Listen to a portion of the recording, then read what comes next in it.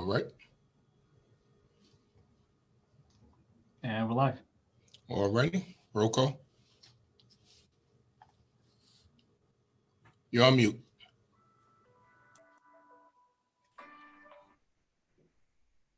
You're on mute. I'm sorry. Committee on Community Development, Tuesday, September 22nd, 2020. Councilmember Rivera, Present. Councilmember Wyatt, Here. Council President Pridgeon, Here. Councilmember Bowman, Present. Councilmember Wingo, Present. Councilmember Nowakowski. Present.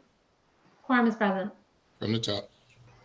Item number 1, Beverly Gray Business Exchange Center Semi-Annual Operator Update. Items open. All right. This item is open and I do see a representative on, and you have the floor. Ms. Donovan, you have the floor. Sorry, I was unmuting. Good afternoon, everyone. Thank you for your time. I know that we sent around an updated report for this honorable body. I'm not sure if you all had a chance to review it yet. I know you just got it this morning, but we are very grateful for the time that we have with you to talk through some more of the things in this updated report. So we've had a very busy year and broken out into categories, some of the highlights, many of the things that we do, but one-on-one support. So that's really the foundation of what happens at the Beverly Gray Business Exchange Center. So that one-on-one support went to over 350 businesses. And if you look later on in the presentation, you'll see we show you exactly where those businesses are located. We did referrals to legal partners. So 20 businesses were referred for legal counsel. We also delivered eight educational classes, including our resiliency and recovery curriculum early on in the COVID-19 pandemic to ensure that our small business owners had the resources that they needed to get through this post-COVID world, as I refer to it. And we also assisted 8 businesses in their application to the Joint Certification Committee for the City of Buffalo and Erie County. Other highlights are, $635,000 in capital in those 10 months to minority and women-owned businesses. We cultivated partnerships. So in addition to grants that we received from the Wilson Foundation and other partners, we also led communication between our business service partners. And we built a triage of services between the Beverly Gray Business Exchange Center, the Foundry, and Westside Economic Development Initiatives to be able to make sure that we were serving our clients more holistically. So there's an East Side partner, a West Side partner, in addition to the Beverly Gray Business Exchange Center. And really helping our clients to get more services, more technical assistance through marketing, workshops, and just collaborations overall. And then as you go through this presentation, you'll see some testimonials from some of the business owners that we've been able to assist. I'd just like to draw your attention to the 4th page that shows a map of, we serve throughout Erie County, but we really focus on the city of Buffalo. And you'll see that a heavy concentration, the vast majority of the businesses that we have served live on the east and west sides of the city of Buffalo, and we're extremely proud of that. And then on slide 5, you'll see that the majority of, you'll see the breakdown. Can I interrupt you for 1 second? Can we bring that up on the screen? Because that's real important for the public to see. I don't know if whoever's the host, they can bring those numbers up so that as you thank you so much. Thank you, Miss. Thank you for letting me interrupt. No, oh, thank you. I appreciate that. Actually, Malcolm, do you mind going back 1 slide? So this shows, that one. This map shows the the number of the businesses that we've served and the locations that they're in. And you'll also see for each of your edifications council members, a business in each of your districts that we've actually been able to support in the last.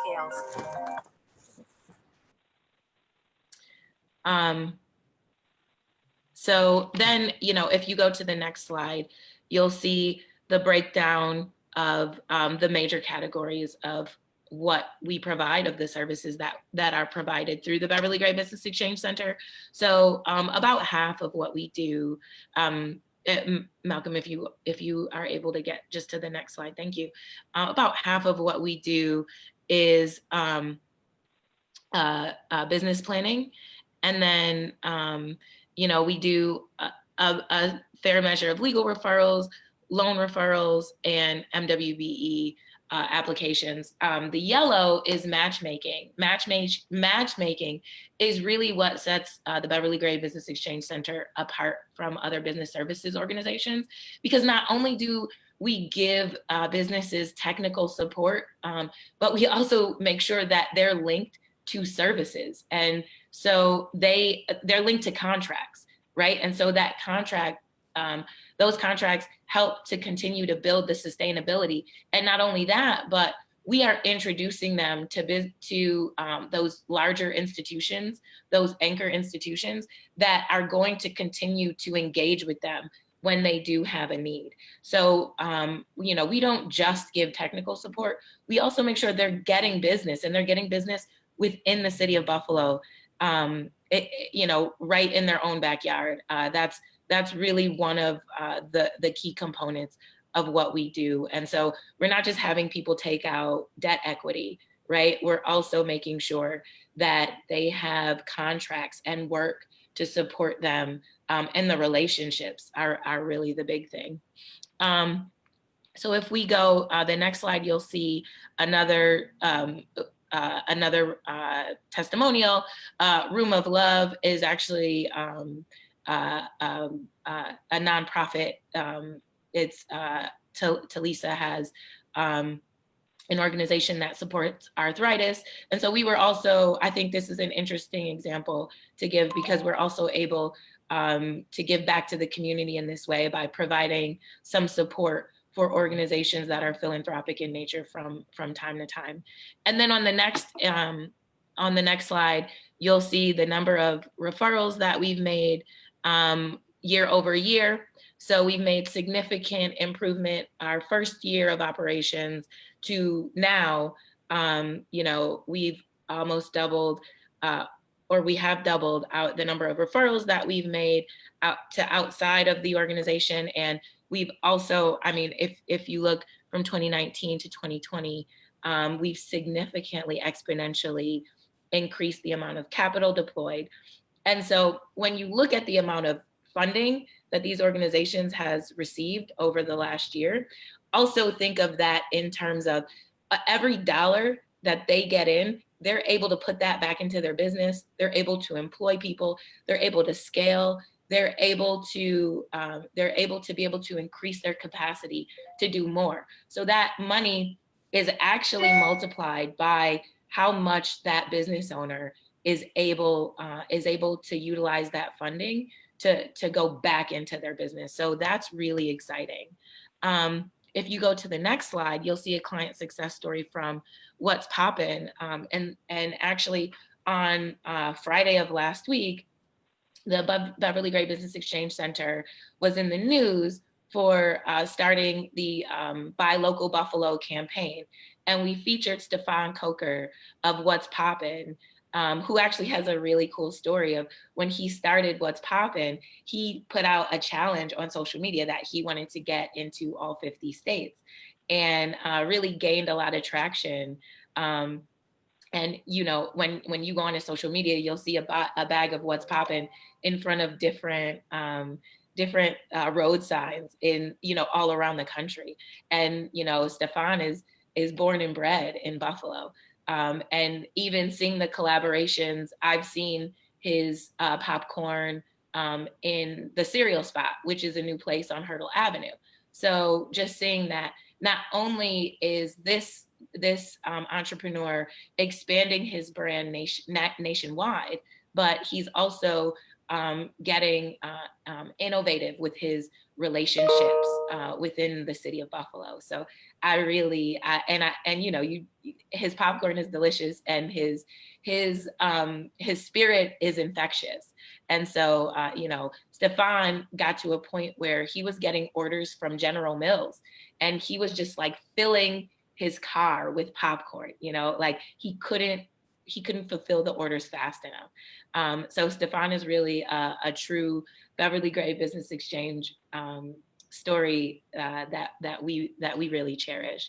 And then if you go to the next slide, I thought that this was important for you guys to see all of the different partnerships that we've cultivated over the last 2 years of operations.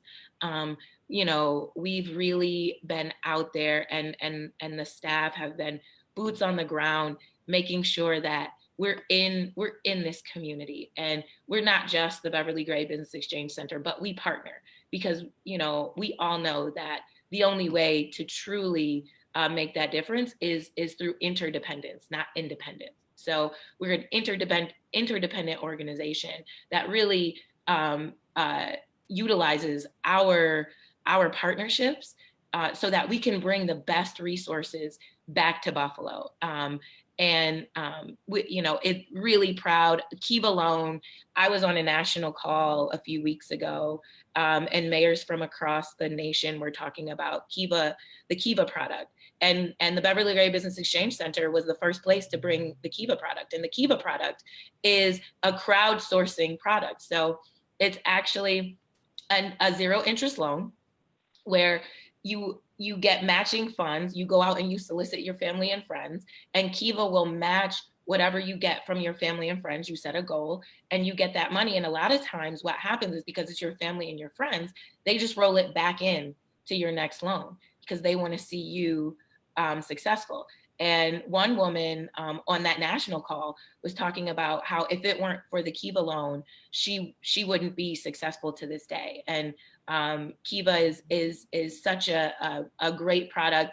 It's really the perfect product for the clientele that we serve because there's less barriers to entry. It's not a very cumbersome application. And you don't have to be the most credit worthy, so it really removes a lot of barriers for business owners who are looking to scale and grow their business. So very proud of our partnerships for sure. And then this next slide talks about, and actually let me pause because I'm going kind of fast in the interest of time. Let me just pause for your honorable body and see if anyone has any questions or concerns. No, I think we appreciate the pace. Okay. Councilmember Wyatt. I'm gonna let her go ahead and do what she's doing, but I mean, I didn't get this, I didn't see this, so I hadn't had a chance to review it beforehand. So again, I wish we could have had this earlier so that we could have had questions, but I'm just gonna let you go through with your presentation and maybe we'll get together afterwards. It sounds like it's good, but I hope that going forward, we have a different plan of how we've done this, because as you say, all these people who have success stories, I got people who say they wasn't successful. I know you had a slide with the number of people you encountered versus those who were successfully were able to help.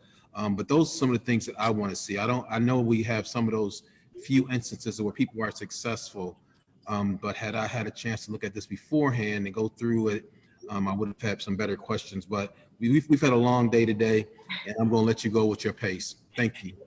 And Councilmember Wyatt, just on that note, we just asked her on last Tuesday to get this together. So maybe I should have asked for it in 2 weeks. So that's part of the dilemma, because then this whole report had to be put together. Yeah, understood, Council President. No problem. Thank you.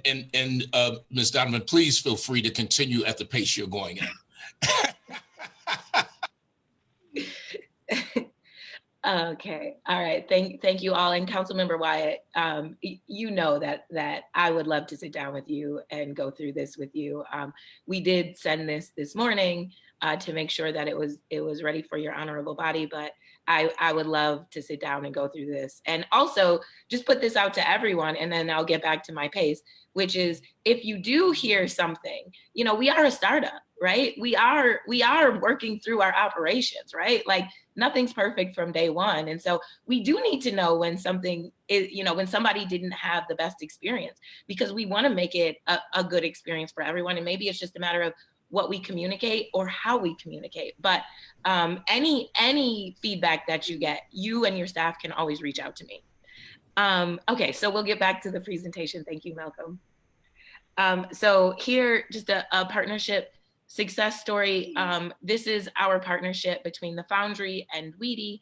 And so because of our triage, right? So you had technical assistance from the Beverly Gray Business Exchange Center, an incubator from the Foundry, and Weedy is your financial assistance, right? And so we were able to increase referrals between the three organizations, right? So we had this direct referral relationship.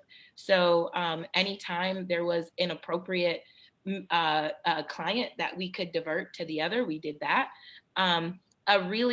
I like this hyper local assessment of the impact that COVID-19 had on the small business ecosystem. Buffalo is a city of neighborhoods. So that hyper local assessment was really focused on neighborhood to neighborhood, because what Hurdle faces is different from what Jefferson faces, is different from what Northland faces, right? And so we're very aware of that, and we want to make sure that the services that we're delivering are germane to that locality. Allowing, we were able to get people funding through a $25,000 grant application through GoDaddy to improve technical assistance. And help businesses who were more Main Street businesses to be able to go online and still be able to have some e-commerce there. And then if you go to the next slide, you'll see another testimonial from Michelle Frazier. She has Nanny's Nook Quality Home Daycare. So, we really just want to increase the excitement and the access that all entrepreneurs have to the opportunity in the city of Buffalo. And her testimonial really speaks to that. So the next slide shows some sampling of the updates that we've been making to our outward facing communication. One of the things that we knew that we really needed to start doing was a regular newsletter. And so now we have monthly newsletters. You'll see some of that's a sample newsletter on the left, and then on the right, some of our sample social media. Again, we are still working through it, but this is where we're starting. And also, we're really focused on helping the small businesses with their marketing. And so sometimes we take a step back from our own marketing, but we're putting more of a focus on that to make sure that people know that we're out there, if they're just searching online or Googling or something like that. The next slide shows the workshops that we've had during what we call the pandemic workshops. And we've done 8 so far this year, and we have a few more scheduled through September. And through our partners at Next Street, we were one of the first business service organizations to be able to provide COVID-19 response relief training. And so that really focused on helping companies get their PPP loan applications in, facilitating any questions or concerns that they might have had.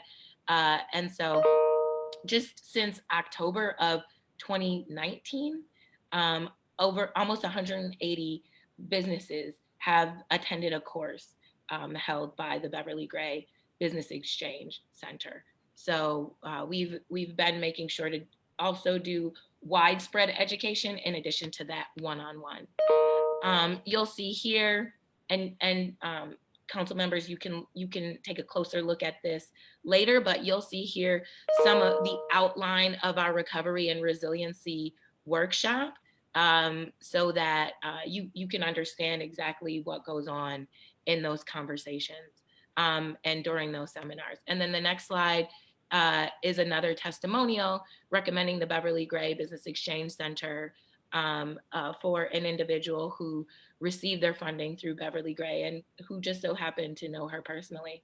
And kudos to this body for naming the center after someone who's known and beloved in the community, so that folks know that this is something that, you know, is created for them and by them, and really helping to expand her legacy and really maintain it in perpetuity.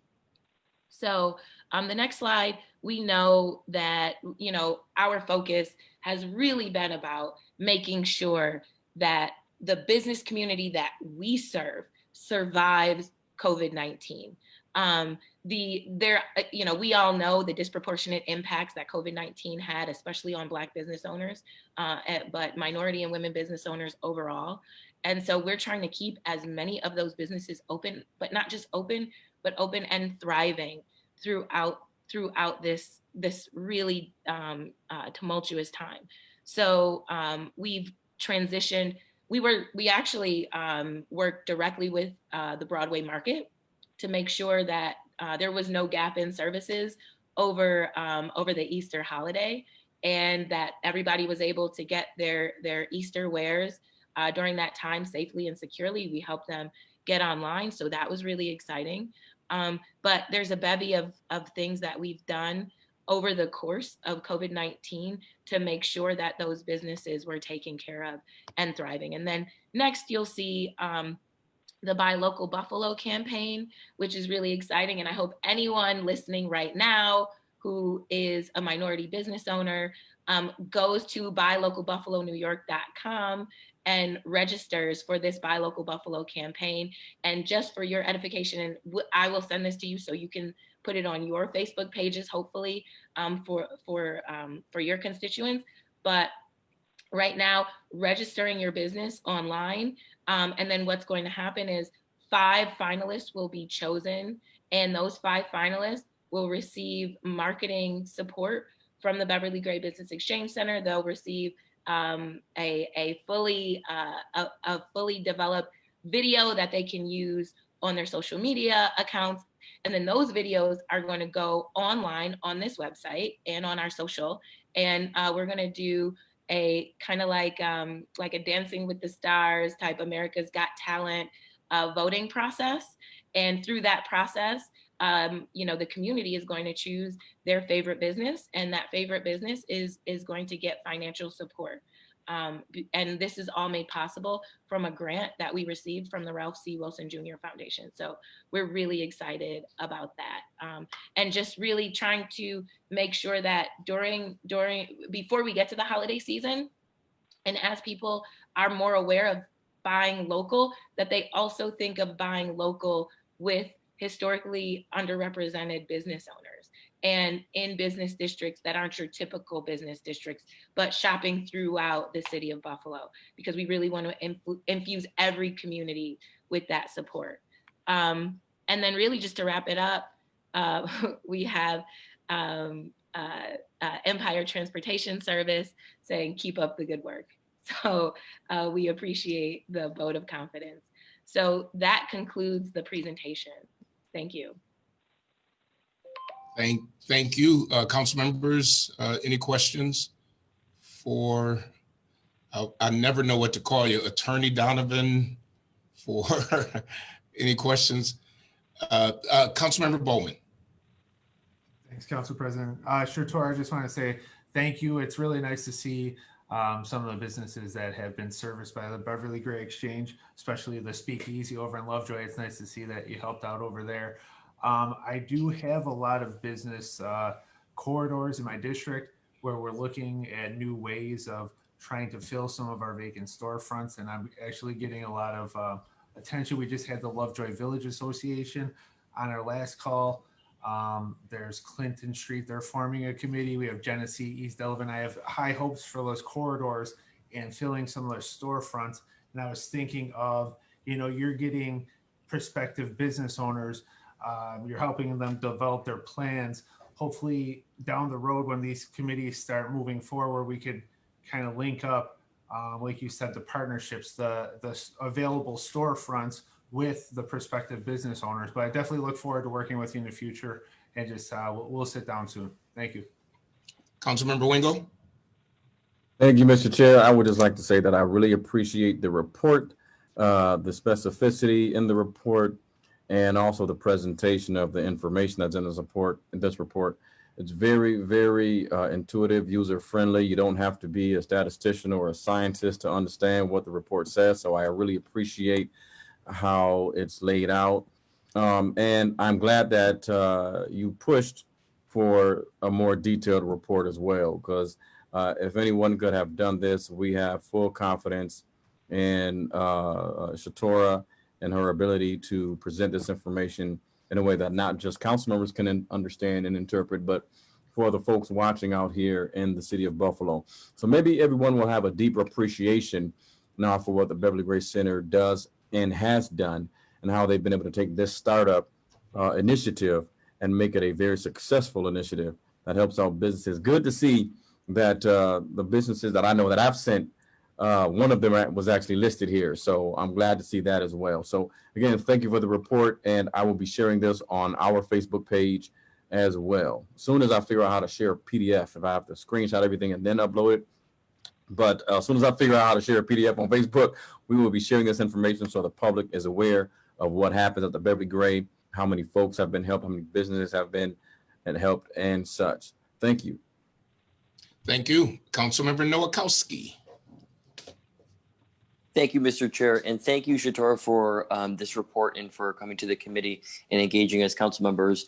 It's one of those things, I may have, we think of things in districts, but really this is a city service in just one district that serves all 9 districts. And I think it's really important that we start building relationships with other council members and districts so that we can really come out with this partnership to show that really, all, city residents can access this. And as you know, Fillmore's on the move. So I would love to have a meeting with you at the Beverly Gray Center to better get a grip of what I can show my constituents is there for them. Thank you. Did Mitch Nowakowski just steal the Maston slogan by saying Fillmore is on the move? We've been on the move, but I'm starting to use the slogan. Go ahead, man. Go ahead. Any other council members?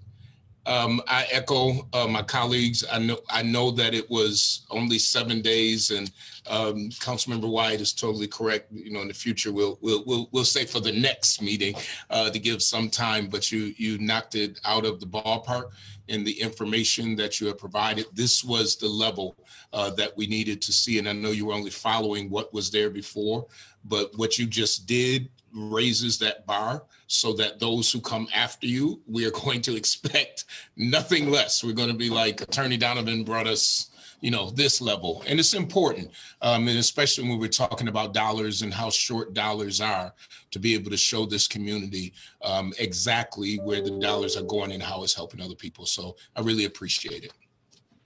Thank you all. I'll just say I will make sure this report gets on the website and you can link to it.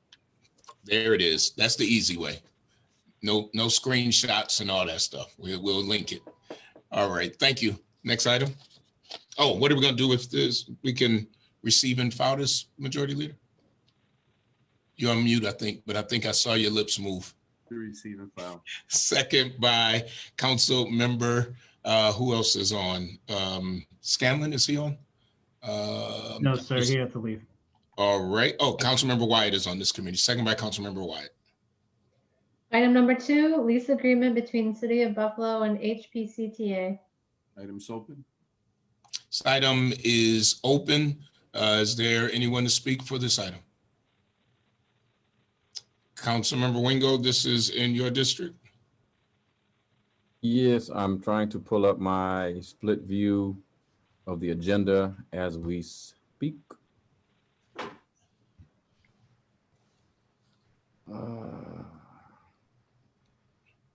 believe we are. This is item number 6. This is for Headley Placer. This is item, That is an approval. okay, item number 2 is an approval. Item number 2 is an approval. All right. Motion to approve.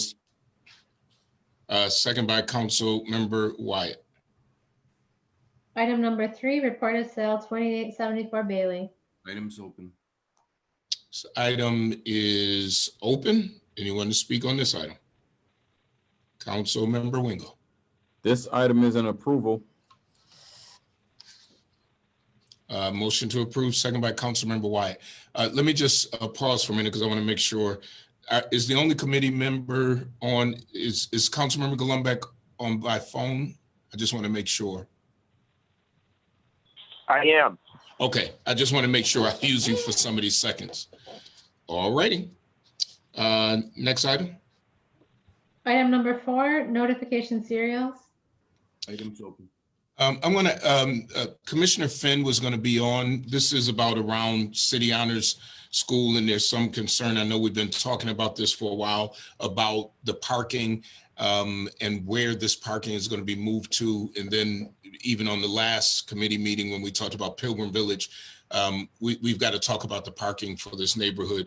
Although this is usually just a receive and file item, I'm going to ask that council staff would contact Commissioner Finn and ask him please not to move forward with changing the parking around City Honors until we have kind of vetted this out and figured out the parking.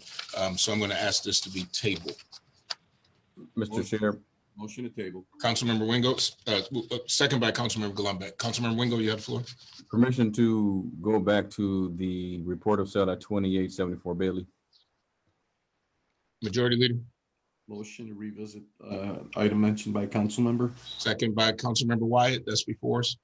All right, I need to rescind the motion to approve that. Motion is to rescind the motion of approval, second by Councilmember Wyatt. And the motion is to table that item. We have yet to speak to the proposed applicant. Motion is to table, second by Councilmember Wyatt.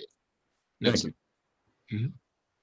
Item number 5, Western New York Youth Climate Council petition for declaration of climate emergency. Motion to table. second by Councilmember Golombek. Item 6, amend designated developer agreement for 321 Olympic. Items open. This item is open. Anyone for 321 Olympic? Councilmember Wingo. This, I'm asking if we could motion to approve this. We got an explanation from the amendment that they were submitting. And the amendment was made to benefit the residents. So we are going to ask that this be motioned for approval. Second by Councilmember Wyatt. Item number 7, naming Nikola Tesla Park. Motion to table item number 7. Second by Councilmember Golombek. Item number 8, 4-way stop sign at Vanderbilt and Benzinger. Motion to approve. Second by Councilmember Wyatt. Just got a quick question for Corporation Counsel, and this isn't really, it is about this item, but it's because I need the same thing in my district. Once we approve this item, does that move Public Works to put the stop signs there? Assistant Corporation Counsel Karen Gordon. Once you make the approval for them to move forward, then they now have, the opportunity to move according to their schedule to implement or to put up whatever it is that they need to. So it might come down to their schedule and how, what time frame they were working with. But outside of that, if you approve them to move forward, then there's nothing preventing them. And is there anything, and this isn't about this one, but because I have Carlton Street and I've been working on this for 2 years and we still don't have stop signs. So if we did it the same way, and thank you, Councilmember Bowman, for doing it this way, then that means that, would that take then Public Works, that's just what they're told to do? And that's it? Usually, whatever is requested is what is approved. And so if you approve what they're requesting, then that's all that they're going to do, unless if you were approving it with a condition that, you know, they take certain things into consideration prior to implementing the process. But if that's not, if that's not the case, then whatever you approve will be what they'll be doing. But this, Councilman Bowman, you requested this, right? Yes, with this one, I had a petition submitted to my office with over 100 signatures, online petition, several calls, emails. We have in the past, just from knowing the history, like it has been submitted to be done through 311 and other options. But at this point, there was a rollover accident recently, and it's just, you know, we need to make this a four-way stop. So this was the best way I could think to get action.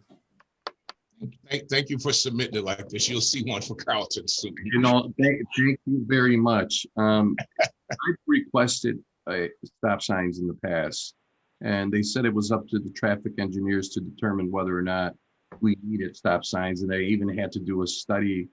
But it's interesting knowing that we can do it this way because we have provided them information, pictures of accidents.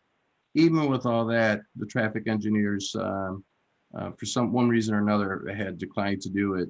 But if we can do it this way, then that's fine with me because I'll be submitting one myself. I agree. We've been having a problem at Mulberry in Carlton. And even yesterday, there was another problem. And I agree with the majority leader. I was told it had to go through traffic and they just moved the sign down, but it needs to be a four-way stop. So thank you. And thank you, Corporation Counsel, for weighing in. That was already, did I give a second to that, Ms. Wright? Do you have a motion and a second? Yes. All right, thank you. Next item. Item number 9, trailblazing sign for Jeanette Ramel Cole. Items open. This item is open. Councilmember Wingo? Yes, trailblazing sign, we are looking to table this until we get the information that I have requested previously regarding where the other trailblazing signs are in the city of Buffalo, where they are nearby. If we could possibly have this looked into so that we are not putting up a sign where someone else already has a sign. And we don't want any more conflicts in the future. And I think this is just something that we should probably catalog anyway, just to ensure that there aren't any discrepancies and folks calling because, I mean, we really have people who put their heart and soul into drafting the information for us to put up these trailblazing signs. And then when they're put up and we put up someone else, another person's sign in the same strip of a street that we designated for someone else's name, becomes a big problem. And we don't want to taint or, mess with anyone's legacy on a particular street that they've designated after someone else. So we would really like that information. So we're going to put a pause in Mashton on trailblazing signs until we begin to compile somewhat of a very comprehensive and robust list of where all of the trailblazing signs are in the city. Motion. So it's the table. Second by Councilmember Watt. Majority Leader, you have something open? Yeah, there's some items to go open. Can you go back to the screen so I can see the items that need to be open? I think it's 11 and 14. 11 and 14. Motion to take from table items 11 and 14. Second by Councilmember Gullumbeck. Item 11, new playground in Old First Ward community. Items open. According to the agenda, there's a Pat Wormley to speak on this item. Yes, sir. Good afternoon, everyone. Good afternoon. So I'll be very brief for you. We'd appreciate it. This basically goes back to 1991. In that year, the Old First Ward community had 7 lots that were formerly known as the Sullivan Street Playground, locally known as the Sidway Playground, that were turned into 7 residential lots. During that time, community was promised that a new playground would be coming to the area and some improvements would be happening to Father Conway Park. While some improvements did happen in Father Conway Park, unfortunately, the Old First Ward community did not receive another playground. Now, there was during the 90s a lot of community members that were active and vocal trying to bring about this change, but unfortunately, they were not able to make any headway, and it grew silent. And that was up until last year, where a group of concerned community members, most of whom played in this park as kids and now have kids of their own, started asking questions why this certain playground was not replaced. A petition was created last year, 2019, that garnered 800 signatures. There has been seed money that has been procured through a pass-through the Old First Ward Community Center, and a committee has been formed that involves both the community center here, the local citizens that were concerned, and also some private businesses that have some financial backing. Through our work as a committee, we did come across the notes on the, let's see here, about the alienation and conservation of municipal parkland. And through some advisors, we've learned that any parkland removed from the municipality should be replaced in terms of its exact square footage. It's a no net loss of parkland. Because of that, the community not only would like to see a park return to this community, we actually think we're legally owed one because of this no net loss of parkland. Ultimately, we have a committee in place. We've actually identified a piece of land within the community that is currently vacant and city owned. And we are hoping to have the support of the council in order to move that forward. Our committee has met with the Deputy Commissioner for Parks and Recreation, Andy Rabb. There seems to be some confusion if the alienation law would apply to this. However, we do have extensive documents going back to the 90s where previous council members, including our previous council member David Franzek, did say that a committee would be formed. They would be looking into this. Unfortunately, no headway was ever made, and we're now back at 29 years later, and people are still asking for this. Okay, thank you. Councilmember Nowakowski. Thank you, Mr. Chair. This is in my district, and Patrick from the Old First Ward Community Center really did a wonderful job of synthesizing all that information and putting it in really neatly. And of course, I'm in support of, more greenland, more recreation space. Other things happened in 1991. I was born, so it was a pretty good year, shall I say, Patrick. But I think that this is a very important question that we should have answered. And if Corporation Counsel can please opine, I would appreciate it. Would you like him to opine now? Yes. Corporation Counsel. Assistant Corporation Counsel Karen Gordon. I do not have sufficient information at this moment. This is something I would have to look into. I'll have to do some research on in order to give you an accurate answer on that. So give me some time. Let me do that during this week, and then I'll try to get back to you before the end of the week as to where the city stands with this. Thank you, Karen. Patrick, are you okay if I was to table this item so that we can go back to it if needed? Of course. And, as a community, we're acutely aware of, the climate we're in, both in terms of health and, budget. However, this is, something that's been, resonating in the community for decades. So, the closer we can inch forward to an answer, the better. Thank you. All righty. Majority Leader. Motion to table. Motion to table, second by Council Member Gullumbeck. Item 14, recommendation and guidance for assisting Buffalo Police Department with mental health issues. Item's open. This item is open. I see 3 speakers. I don't know if they are all on. If they are, if you can be rather brief and concise in your presentations, we'd appreciate it. Tracy is the first one I see here, and then Jessica, and then Captain Byer. You have the floor. Well, if it's okay with you, I'm going to actually start for us. I am Jessica Pirro. I am the CEO of Crisis Services, and Tracy Boosie is on, as well as Robin Wiktorski Reynolds from our office. We want to thank you so much for a few minutes of your time to continue this conversation that we started with all of you back in July about the role of Crisis Services and the work that we provide in our community as the 24-hour crisis center. You know, there's a lot that we can offer in this conversation, but I think in regards to today's points, we want to speak specifically to not only the incidents that have happened recently and our positions of what could be done to help improve not only the city of Buffalo, but our community overall for emergency mental health response services, but also to speak specifically to the council's resolution for the 24-hour response that you're seeking the Buffalo Police Department to implement. We want to reiterate that we are that 24-hour response for our community. Crisis Services has been up and running since 1968 doing this work. And we want to be able to enhance, improve, and expand on not only the work that we do here at Crisis Services for our community that's above and separate from police involvement, but also to really work to elaborate and enhance the police response when it comes to emergency mental health response services. We're here as experts in this community to help with the development and evaluation of what's the best next step. The three women who are included, the three of us today are on this call, have a combined 60 plus years of experience in crisis response work.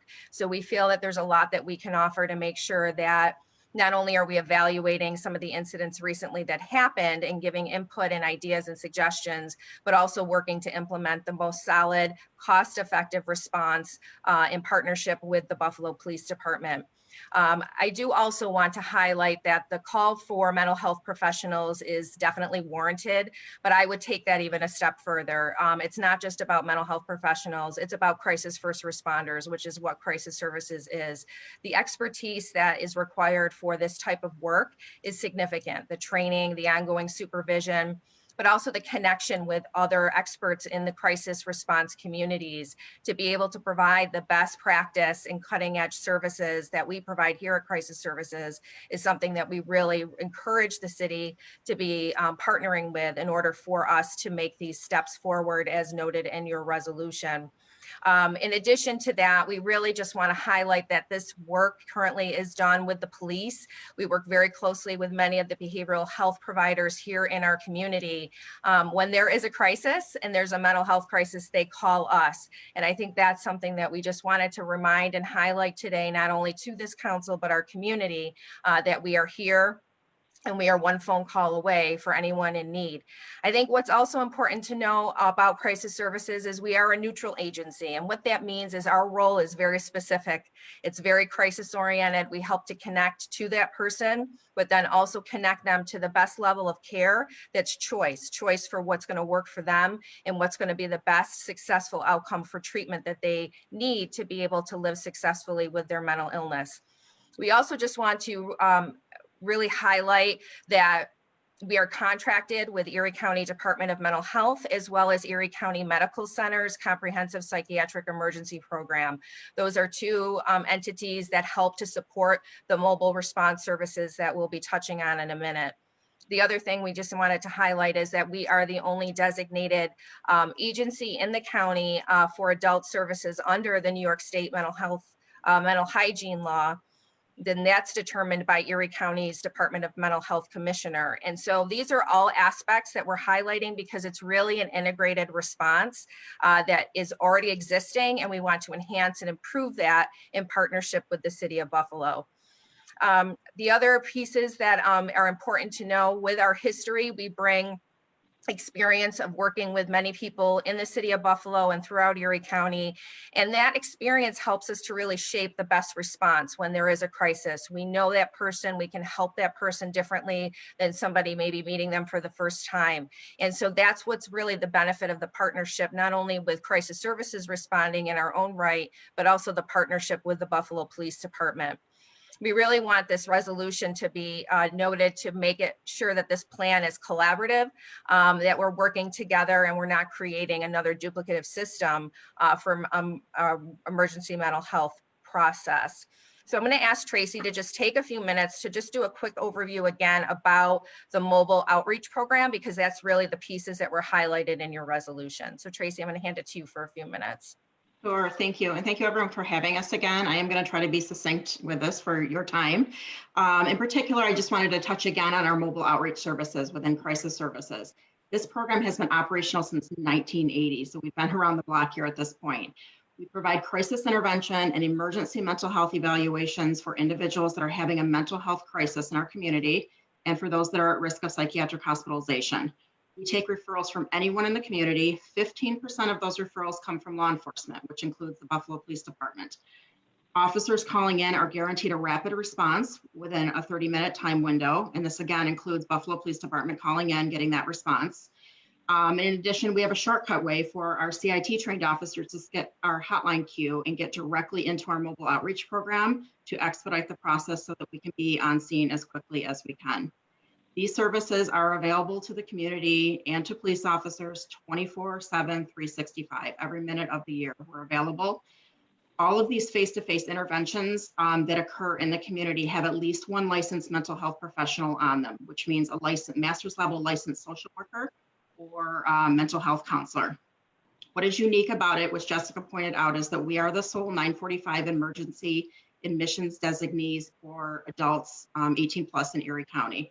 This means our staff are the only ones outside of police that can enact an involuntary transport from the community to the hospital if that's necessary. Our staff receive training, supervision, and support and oversight on this responsibility. And while these transports are not our goal, which we're aiming to divert individuals away from hospitalization when possible, they do occur about 1/3 of the time when we're seeing face-to-face mental health crises. These transports are done in partnership with law enforcement in most cases, so we are in constant contact with our local police agencies, including Buffalo. And finally, I just want to point out, we're also the sole provider of CIT training for Erie County, and part of this training focuses on when and how to access these mobile outreach services and bring in the mental health experts. We have trained 600 officers in Erie County, 136 in Buffalo alone. And this training really focuses on being able to identify when a mental health issue is present, de-escalate the situation, and then bring in the appropriate mental health services, mainly speaking about our mobile outreach services in that moment, so that we can engage individuals with the mental health system instead of further police involvement. So hopefully this kind of puts together what's, a good understanding of what's already existing and available, and how we can expand these services to assist Buffalo further. So I'll turn back to Jessica here. Thank you, Tracy. And I think one of the things we kind of just want to end with and then open for questions is just as we look at the resolution and what's being asked, I think there's a lot that goes into what we can do to partner with you to make that resolution as effective as possible. I think there's already pieces of this puzzle that exist, and it's how do we then take it to the next level in partnership with Buffalo Police, as well as the resources here of Crisis Services to build upon a really existing expert, a foundational response when it comes to crisis response work, and also making sure we can be as effective and efficient, as cost effective as possible. I know part of the resolution also talked about embedding workers within the police department. There's definitely some models that we could talk through to see what is that best option. I think one of the things I would request and ask of the council in partnership with the Buffalo Police Department and Crisis Services is really to evaluate the data of the calls that come in, really looking at where are the needs based on the city, maybe where that embedded worker could be depending on the district's response. Is it something where it has to be every district? Is it a cross collaborative district response? And there's really different ways we can go about this. I think what's also important to highlight is we are already existed in funding for some of this. We would then use funding to enhance that response to make sure that that rapid response we're able to do is even more so in partnership with Buffalo Police.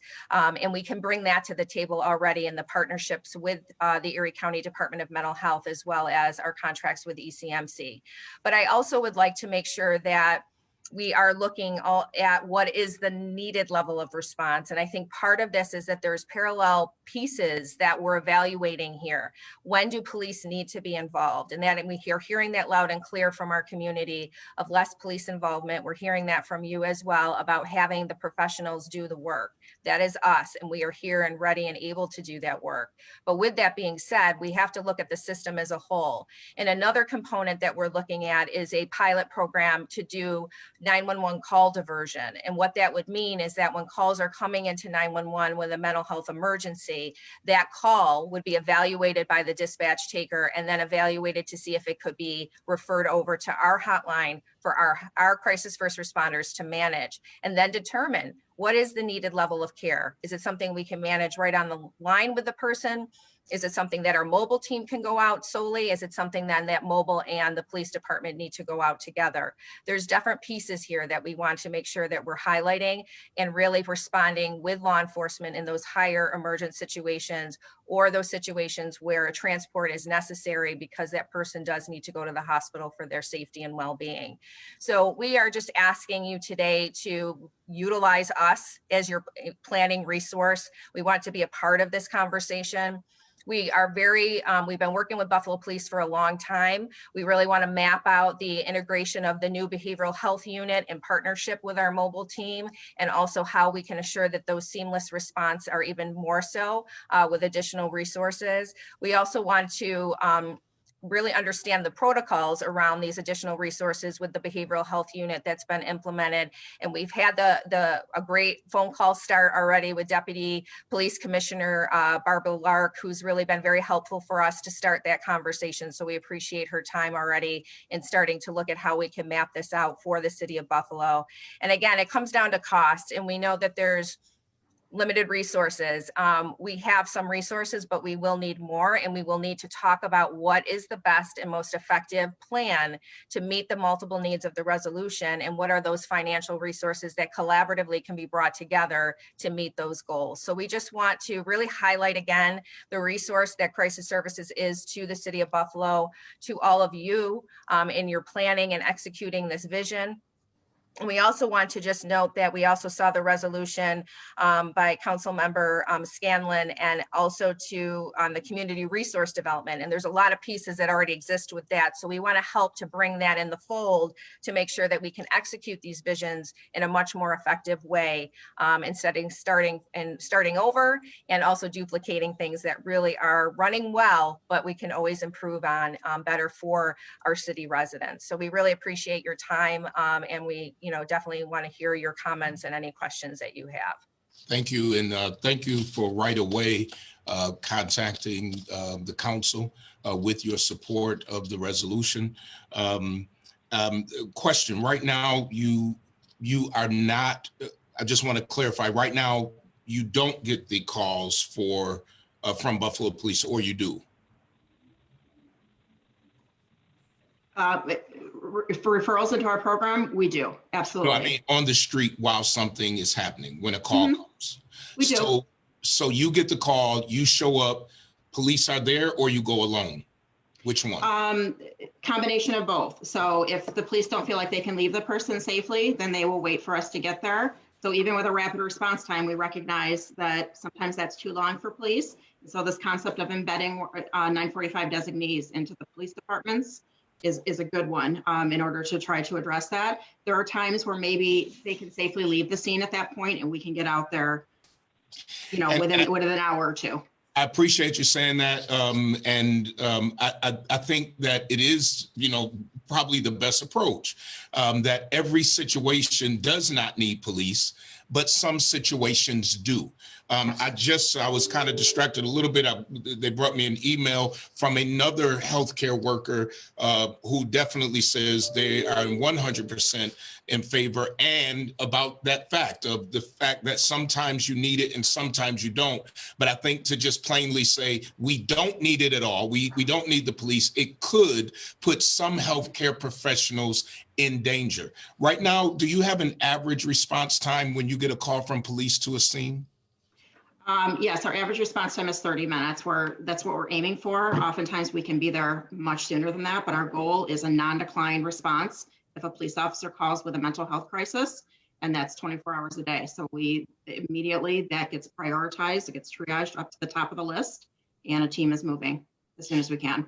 And I won't try to make this, make all these decisions today on a presentation, but I've been very clear that however it has to happen, you all have to be the ones to be able to weigh in. And I think probably Councilmember Wingo, because he talked about this earlier, might want to say something. So I'll give him the floor in a sec. But I think at the end of the day, the council's resolution, it does not say it has to be like this, but the overall goal is to make sure that we have the professionals on a scene, regardless of where they're stationed. That to me is the least of my concern. As long as they are able to get there. Are you able to get to a scene? I mean, you have to observe all of the stop signs, everything else when you're, so it can be a little delayed for you to get from, I mean, you got workers all over the county, I would imagine. So if somebody lives in Wheatfield, well, that's not our county. Let's say wherever. Let's go in Erie. If someone lives within Erie outside of the city of Buffalo, they have to. It could take them some time to get to a scene, correct? After hours, but they are required to immediately leave for the scene. But we do have to take the, like you said, the stop signs and the lights. We don't have sirens on our cars like I always like to say. Weather impacts that too. So it does play into it. But my point is that those calls are triaged as the highest need at any given moment. But with some additional resources and the possibility of embedding people right within districts, we can cut out some of that response time. And I think that's the heart of the resolution, is to be able to get the professionals to the scene in whatever way the professionals want to get there, for each scene is not the same. And I think that's what we're hearing, even though the wording people might not like of defunding. At the end of the day, it is the basics of it is let the healthcare professionals do the healthcare stuff, let police do the criminal stuff. And at times those two will interlap. So thank you so much. Councilmember Wingo, did you want to say anything about that? Yes, first of all, Jessica, Tracy, everyone who's on here today for this particular item, thank you for coming on. And Jessica, I want you to know that your emails and your appeal to the Common Council has not fallen on deaf ears. If no one else says it, let me tell you, I hear you saying, we do this. This is what we have been doing. You don't need to recreate the wheel. I hear you. I can't speak for anyone else, but I do hear you, and I've heard you. And Tracy, I've heard the program that you have so clearly intimated over and over and over at the great advantage that we have having you all working with this 24-hour response program and the hotline and everything else. I do want to ask you this, Jessica. The spirit of the resolution that was drafted, Council President and I, we did discuss the intent behind it. And the basic premise was to see if there was some kind of way you would consider. And again, we're not saying that, I'm not saying that I'm a clinician, but I'm not saying either that I don't have any experience working with, in a behavioral health environment, because I do, but I am nowhere near an expert. I did not go to school for social work. I did not go to school for clinical social work. I don't have a master's level clinician degree. All right. However, my master's degree was parallel to the master's of social work degree. But I'm going to ask you this though, the co-responder model, that is something that the Boston Police Department uses, that literally has, and just to speak to the point of trying to improve the response time to the calls that the police may receive, the co-responder model literally speaks to the point that a clinician will ride with the police officer to the call. So that way the clinician is not alone and the police officer always has a professional right there, which is, again, what I believe was the spirit behind the request of having a designated clinician in headquarters at all times. So that person could possibly be transported. But you've probably read up on this already. This is a peer-reviewed, evidence-based model or approach that could be implemented here in Buffalo. And I would just love to hear. You don't have to talk about it right now if you choose not to naturally. But if you do have any insight or any opinions on the co-responder model as it relates to responding to mental health crises and folks who may be having episodes of decompensation in the community where others may be afraid, you all know how to navigate the mind to actually get this person to kind of, come back. I don't want to use any clinical terms. I don't know what I'm talking about. So you got it. And I think I appreciate that. And I think that there are pieces, yes, the co-responder model. And as Tracy mentioned, having a designated mobile outreach worker with the designations that we bring under the mental hygiene law is going to be an important piece to be embedded within the districts or however we choose to do that at headquarters. That's definitely a piece of that. I just want us to also remember, though, that there's many family members, community partners, agencies, doctors' offices, landlords. They actually call us here at Crisis Services. Our mobile team then responds. And sometimes we have to bring police in, but a good over 50% of the time we don't. So there's different points of how people are accessing the system. And I think as a collaborative spirit here, we want to make sure that each piece of that system has the most effective and efficient response and, to be able to help that person in crisis. So we definitely are very well aware of the co-responder model. I think it's a piece of this puzzle, but there's also pieces along the system that we also would want to enhance and improve. So regardless of however that person comes in, they're getting an equitable response for their mental health crisis in the city of Buffalo. I really appreciate your response more than I'm able to articulate. Trust me. With that being said, are you at the table with Lieutenant Bauer, Lieutenant Bauer and the other team, Barbara Lark, who's going through the CIT and the Buffalo Health, the Buffalo Police, what is it? What is this new team that they just created? The behavioral health unit. Behavioral health, yeah. Yeah, we're able for those. We're needing to bring that together so that we can, and that's when we started to talk with Deputy Commissioner Lark, was to start to streamline how the protocols and procedures going to work with the behavioral health unit, with also the partnership that they have with Endeavor, and then the emergency response component of crisis services. So we want that layered effect to be successful, but we also don't want multiple steps being added. So that's part of our discussion that we're looking at with the Deputy Commissioner to start to kind of really streamline a solid memorandum of understanding collectively. So we're all kind of moving forward in the same motion when it comes to this new additional resource, which is needed, but it has to be integrated into the existing system that includes crisis services as well. So that is something that we're communicating right now with the Deputy Commissioner to talk further about. But that's a piece of this as we continue to evaluate what are some other opportunities that we can be a resource for this community that helps to provide just the crisis experts to respond to those needs, and really only pulling in law enforcement when needed at that higher level. That's when that's necessary. And that's really, I mean, we're all working towards that same goal. I think with everything going on, it's been very heightened. So we want to kind of just bring our thoughts back together, really be as effective in this process as possible, but also remembering that we don't want to add layers in an intention to help. We want to make sure that Crisis Services Mobile Outreach Program is that co-responder entity. And there's a lot of other aspects of the behavioral health unit that can assist with follow-up or other aspects of care that are truly needed for our citizens in the city of Buffalo. Well, I absolutely appreciate everything that you've all brought again to our attention and to the attention of the public. Because one of my initial concerns with CIT and with some of these other proposed initiatives was if this was going to be a duplication of services. And again, like I said, I heard you and I hear you. This is what you have been doing. This is what you are doing. And this is what you're going to continue to do as a service to the city of Buffalo. And I know a car already has 4 tires. It doesn't need another.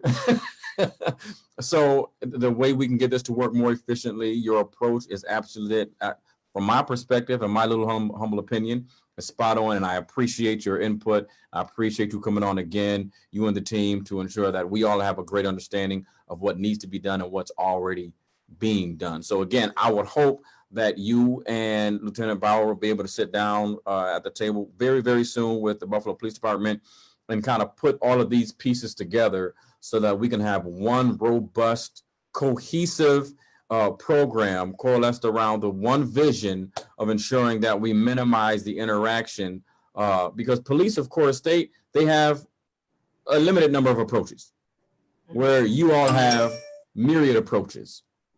So we want to make sure that the experts, when someone is, again, decompensating, you are there versus someone who has their tool belt doesn't have those other tools in them. But other than that, thank you again for coming in and sharing with us. I'm pretty sure we're all smarter because of you.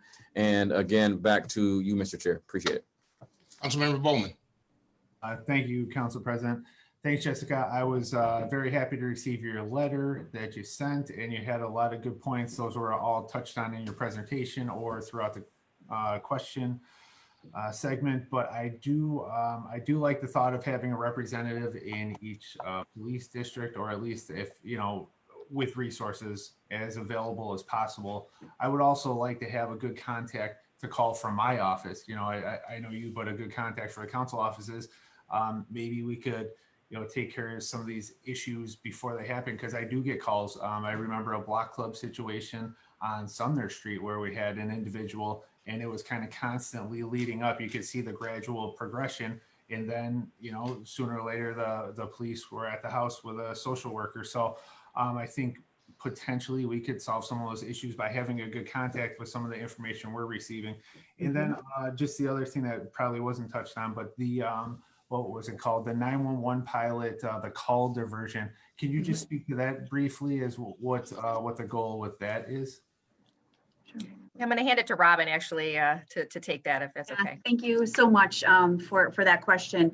What we are looking to do, this is a conversation that's been brewing for quite some time between Central Police Services and Tracy, based on some models across the country, one in Texas and Harris County, as well as in Broome County here in New York.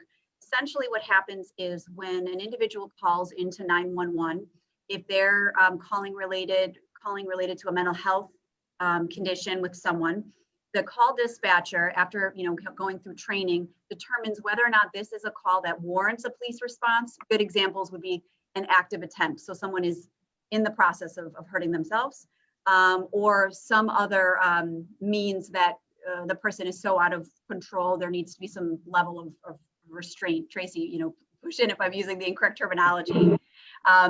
However, a lot of those calls do not require a police response, which is an expensive and over response potentially that might escalate the situation. So dispatch sends those calls to this model that we're looking at into our hotline, and we would set up a designated line for that. And our hotline goes through and does the lethality assessment, the triaging that they do for over 80,000 calls a year to date. And they make that determination if indeed it needs to go to mobile outreach to Tracy's team to get out and dispatch, or if it can be settled on the phone. In very few calls, I think the statistic was less than 3% of the calls that they pushed over, in Broome County statistic, less than 3% of the calls that they pushed over for diversion had to go back to police. That's pretty darn good. And I just want to highlight to Council President's comments around timeliness, is that if we are able to divert those calls away from police initially, that's more time for police to get involved when they're needed, much less the other items that they have to care for. But secondly and thirdly, our offices are staffed up until 11 p.m. most nights. We have mobile technology where our teams are kind of moving throughout the area, and we're located in the city too, really close to the 190. So we can hop in and out and get mobile very, very quickly.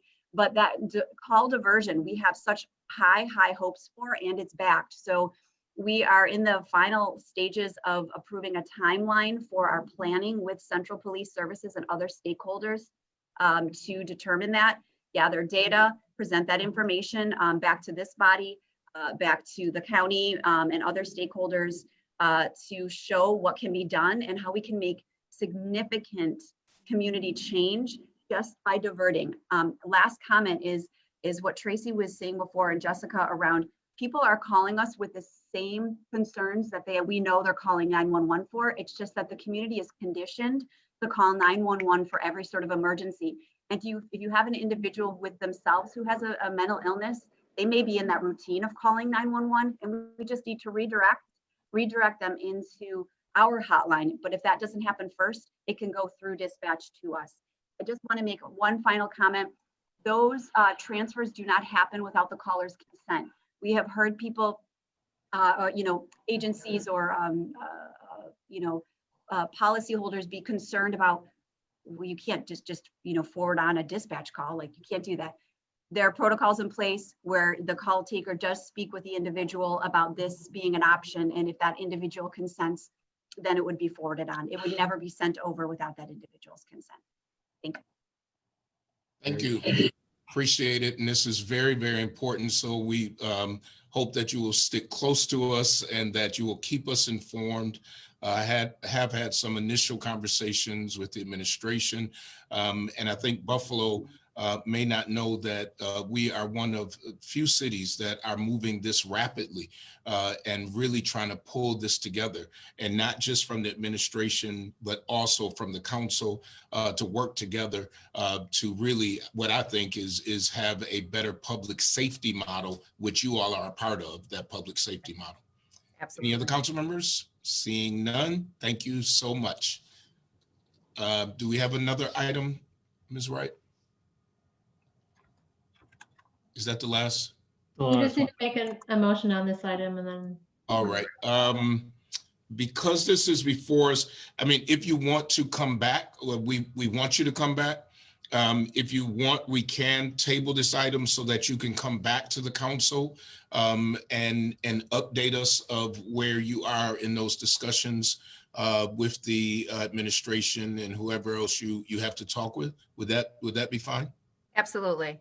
We would appreciate that opportunity. Thank you. Okay. Motion to table. Motion is to table, second by Councilmember Wyatt. Is that the end of the agenda? We have one other item. All right. Thank you, everyone. Thank you. Thank you all. Thank you. That was the last item we took from the table. And motion is to adjourn. Motion to adjourn, second by Councilmember Wyatt. Thank you all.